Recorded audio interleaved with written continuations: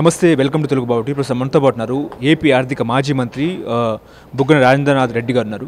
Sir, నిన్న CM Chandrababu Naidu గారు గత ప్రభుత్వం చేసిన ఆర్థిక వ్యవస్థ చిన్న భిన్నమైందని చెప్పేసి ఆయన అసెంబ్లీలో శ్వేతపత్రం రిలీజ్ చేశారు. దాని మీద మీ కామెంట్ ఏంటి సార్? ఏముంది, చిన్న భిన్నం ఏమైంది?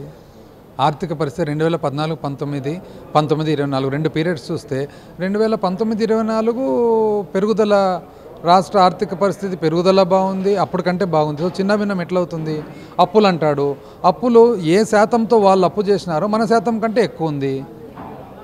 అప్పుడు ఎట్లా, ఏ విధంగా చిన్న భిన్నం అంటారు? ఏమనంటే లిక్కర్ అంటాడు. లిక్కరు అది యాక్చువల్గా లిక్కర్లో ఏదైతే డబ్బులు మన స్కీమ్లకు ఫైనాన్స్ చేసేదానికి వాడడమో అది ఇంతకుముందు లేదు.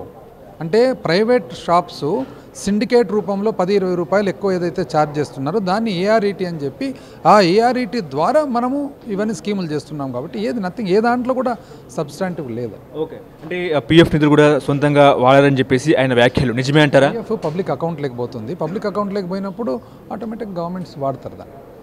వాళ్ళు కూడా వాడినారు. ఓకే, సో ఎక్సైజ్ శాఖను పూర్తిగా నిర్వీర్యం చేశారనేది సీఎం చెప్తున్నారు. 2 నెలలు అయింది కదా, వాళ్ళు ఏం చేసినారు? 2 నెలలు చాలదా ఎక్స్పీరియన్స్ గవర్నమెంట్కు? సో మొత్తానికి ఆర్థిక వ్యవస్థ విచ్ఛిన్నమైందని ఆయన వ్యాఖ్యలు మీరు ఏకీభవిస్తారా? దాంట్లో ఏమాత్రం అర్థం లేదు ఆయన చెప్పే దాంట్లో.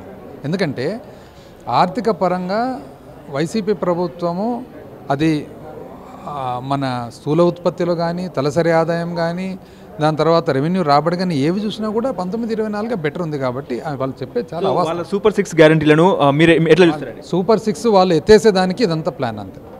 ఓకే, వాళ్ళు అమలు చేసేదానికి ఆర్థిక వ్యవస్థ సరిపోతుందంటారా? వాళ్ళు చూసుకోవాలి. వాళ్ళు చూసుకోకుండా ఎట్లా అనౌన్స్ చేసినారు? ఎందుకంటే ఆయన ఎక్స్పీరియన్స్డ్ పర్సన్ కదా. Okay, right.